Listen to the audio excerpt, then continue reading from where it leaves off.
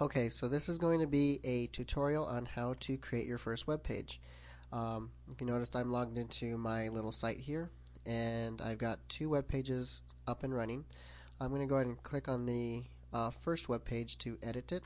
We'll go ahead and go in here, and I'm going to show you the three elements that you need in order to build your first web page.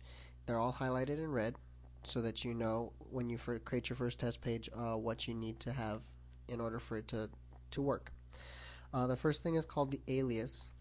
The alias is going to be what the website uses as the URL, and the URL you can find at the top of your browser. And notice here I clicked on my first test page, and right here is the text test-page, and you can see that it matches my alias. One thing to note about the alias is you are limited to using lowercase letters, numbers, and the hyphen symbol. Avoid using spaces and avoid using any special characters, because that will just cause problems when the browser goes to try and find your web page. The second thing is going to be the link text. The link text is what a visitor is going to see when he or she goes to your website. So if you notice here, it says my test page. So this is what the visitor is going to click on in order to go to my very first test page. The last thing is going to be the page headline. And the page headline can be anything you want. It can be much longer than the link text. You can use capital letters, spaces, special characters. The link text, you can do the same thing. Just try to keep it limited to how many characters you use so that it formats very nicely on the website.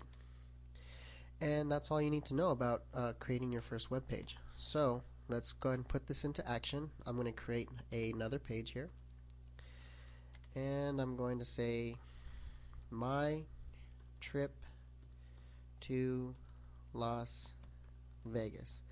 Notice the hyphens, and notice that I did not use spaces, and they are all lowercase letters.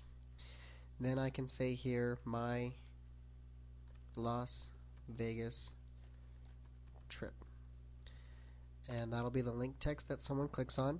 The last thing will be the page headline, and I'm going to say when I went to Las Vegas. Now I'm going to go ahead and add some text here. I had a great time. And I'll go ahead and click save. Now I've got my web page here. Going back to the website, if I refresh my browser, you'll notice now I've got my Las Vegas trip. And when I click on that, you can see that my page headline shows up when I went to Las Vegas. I had a great time. And the alias I chose shows up at the top, my trip to Las Vegas. And that's the basics of creating your first web page.